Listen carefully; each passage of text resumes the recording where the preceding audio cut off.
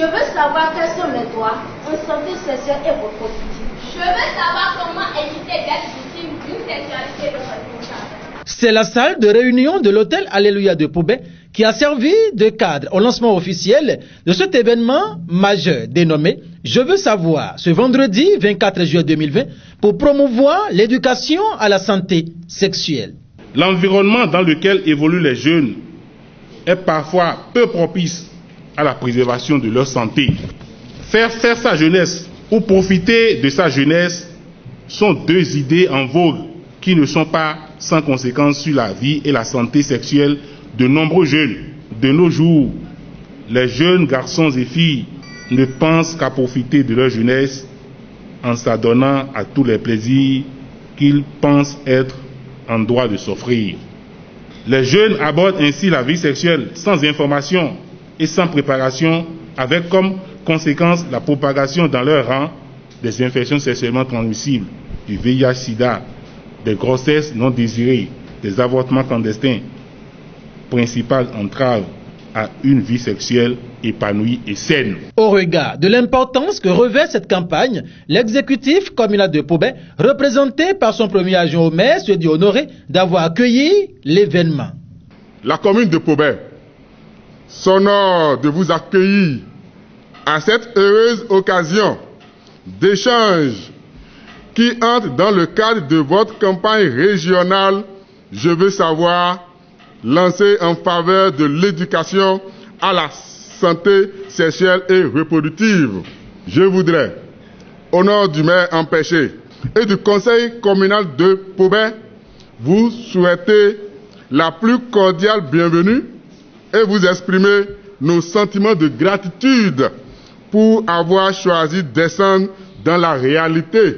À la phase protocolaire, plusieurs panels au profit de la jeunesse autour du thème « La santé sexuelle et reproductive » ont eu lieu et Roland Agbessi, le directeur exécutif du scoutisme béninois, élucide ici le but de cette campagne dénommée « Je veux savoir » qui a pris corps depuis plusieurs mois au Bénin.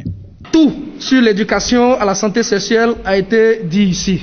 Donc on se dit aujourd'hui, est-ce qu'il ne faut pas qu'on se batte pour qu'à l'école, les jeunes aient accès à l'essentiel de l'information sur leur sexualité. Cet événement mobilisateur, c'est pour mobiliser l'opinion publique. Parce qu'il y en a qui ne sont pas favorables à ce qu'on introduise l'éducation sexuelle à l'école. Certains ont dit, c'est pour dépraver nos enfants, c'est pour envoyer nos enfants à l'abattoir, etc., etc. Et donc l'enjeu pour nous, c'est d'apporter l'information pour que chacun de nous, on voit un peu la réalité, porter le plaidoyer auprès de nos autorités, pour que dès lors que la génération donc du processus au niveau de l'école va commencer, l'opinion publique puisse être favorable à tout ceci. À l'issue de la phase officielle de cet événement mobilisateur, direction Hall IFA de Poubet, où un village pédagogique s'est installé pour accueillir des stands des structures et associations membres de l'Alliance Droit et Santé et des partenaires qui ont aussi exposé des outils pédagogiques sur l'éducation à la santé sexuelle.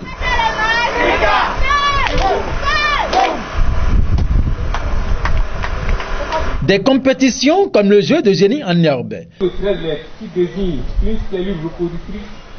Les jeux d'obstacles ont servi de tremplin pour la mobilisation des jeunes vers ce village pédagogique. Tout ceci dans le respect strict des gestes de barrière pour contrer la pandémie de coronavirus.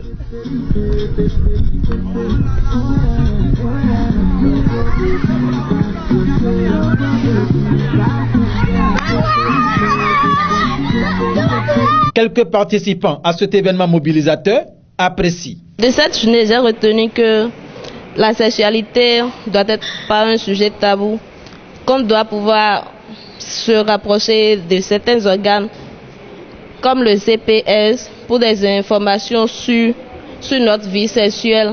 Et aussi, dans l'avenir, nous devons aussi entretenir nos enfants sur leur santé sexuelle pour qu'ils ne commettent pas des erreurs comme les grossesses non désirées. Et aussi, j'ai aussi retenu que cela est important que nous parlons du sexe à plein temps pour pouvoir avoir une bonne maîtrise de la chose. La cerise sur le gâteau, à l'occasion de cette campagne dénommée Je veux savoir, c'est le service gratuit de dépistage de VIH-Sida, de l'hépatite et des conseils sur la planification familiale offert par la clinique mobile de la BPF, aussi partenaire de cet événement mobilisateur. C'est un plaisir et j'espère que vous avez des expériences.